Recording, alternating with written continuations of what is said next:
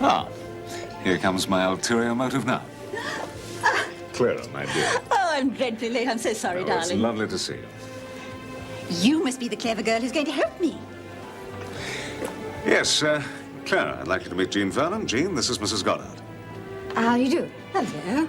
I'm going to what? Oh, you tell her about it and I'll get you a drink. Super. Well, to put it simply, I want to open a halfway house. I'm tired of working for the Heart Foundation and the Red Cross. It's boring. The real need is for the victims of the system, don't you agree? The wrecked lives forever shattered unless we do something about them. You mean you want to open a halfway house for ex-prisoners? Naturally. I think I put that perfectly clearly, didn't I, Steve? Clarity itself. Steve has always been a great help to me with all my little charities, you know. With his expertise and your good advice, I'm sure that we'll soon have the show on the road. What sort of money are you planning to put into it? What do you think? About 80,000.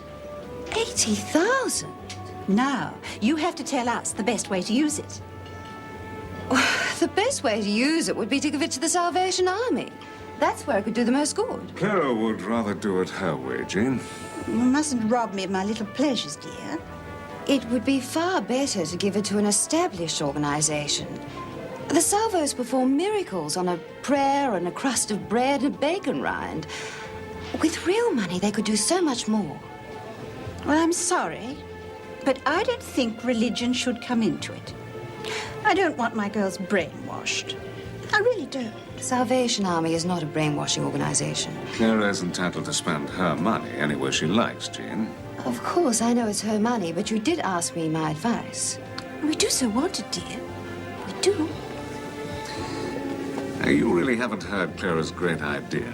She wants to give the girls a place they can run by themselves, for themselves. That wouldn't work. Why? The law prefers that old acquaintance be forgot. The girls aren't capable of it. They just couldn't cope. Oh, some of them could. Karen Travers, for instance. Though she would hardly call her inadequate. She's intelligent, capable, and reliable. Why, Karen could run the whole thing. Karen. I see.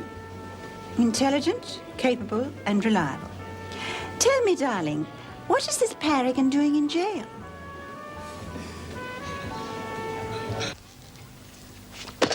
Oh, boy, does money impress you. Yes, Clara. No, Clara. Anything you say, Clara. Ladies and gentlemen, I give you the winner of the Australian Crawl. I happen to be very fond of Clara Goddard. Only because she's a useful contact. Steve Wilson's the name. Social climbing, the game. You know, you're being very childish. You wouldn't have given her the time of day if she'd been Sadie, the cleaning lady. But being rich, doesn't matter if she's a few bricks short of a load.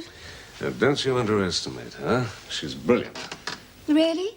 What's her field? Brain surgery? Computers. And I'm Olivia Newton-John.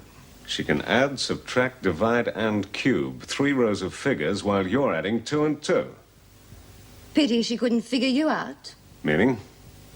You're only using her to get what you want. Oh. And that is. Oh, please, go on. Power over $80,000. Nice one, Jean. I come up with an idea to help those people that you're supposed to care about. And what do? You try and wreck the entire project. Why? I don't think you know why yourself. I didn't think you could be that stupid.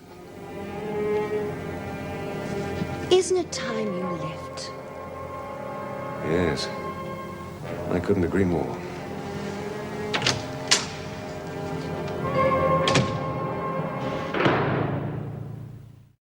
All right, breakfast time. Move! This is the last time I'm going to tell you. Now get a move on there.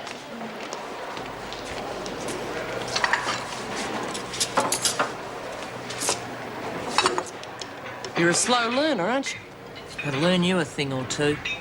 Only B gets to jump the queue. Yeah? Well, I'm taking her place. Says who? B told me to. Watch it. Didn't you want to move it? Who? That screw over there. Why? I haven't done anything. Pick up Australia. Oh, yeah. Hey, miss, when I was coming here... I've been Henry She hit me! Didn't that bloody Monica hit me? And did you? Me? Oh, as good as gold. Hey, listen, how about me taking over from B in the laundry? I mean, now that she's not here, you'll need someone in charge, won't you? I'll check it with the governor. Come on, Lizzie. Yeah?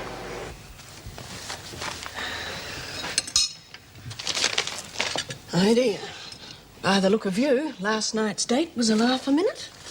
Not that you notice. Well, at least you told him off. You know what he tried to do?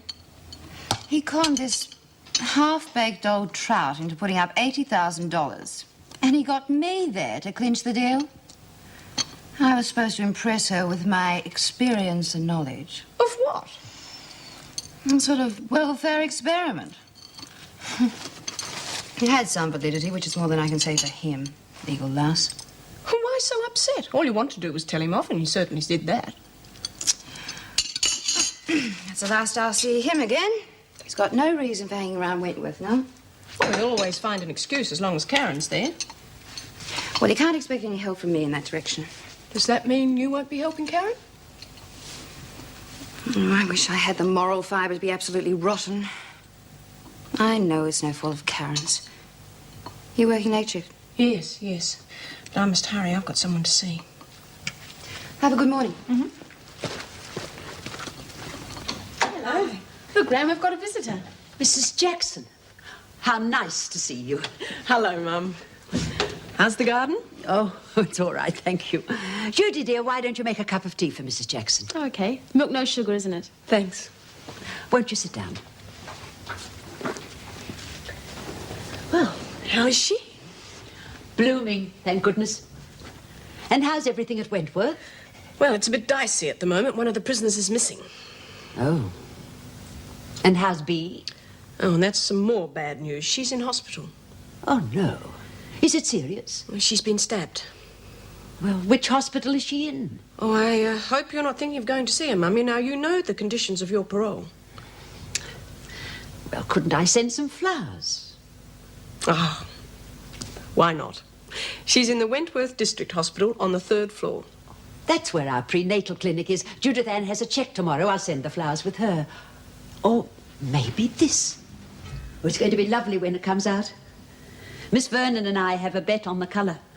Oh, she always cheers us up. Do you mind not telling her that I've been here, Mum? Well, is there a law against it? Well, I'm afraid so. Now, you know a prison officer is not supposed to socialise with anybody who's been inside. Yes. Well, I wouldn't want to get you into any trouble. Well, I'm sure Jean wouldn't say anything, but if she did, I'd have a lot of explaining to do. And it could jeopardise your parole. Yes, I know. You can be sure I won't say a word. And how's Lynn getting on at the nursery? Oh, marvellously. Do you know what she said to me? It's so great outside, I should get out on a work release. I mean, it's just as I said. It stands to reason. They've combed this place like it's got nits, and they still haven't found her. Any objections if I work the press?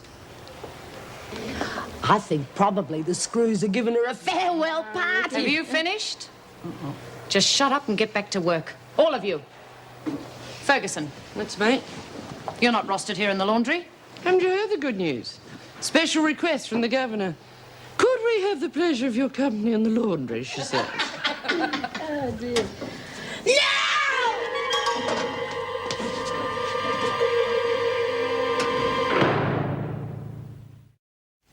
Yeah, well, it doesn't pay to be too soft, not when you're dealing with villains. They only take advantage. Right.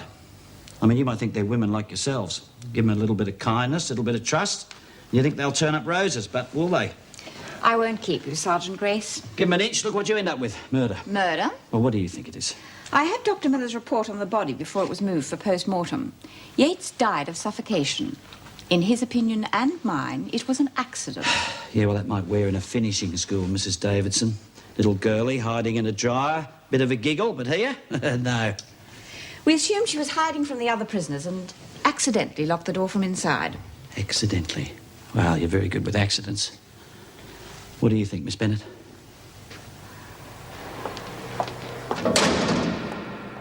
It could have been an accident. Could it now?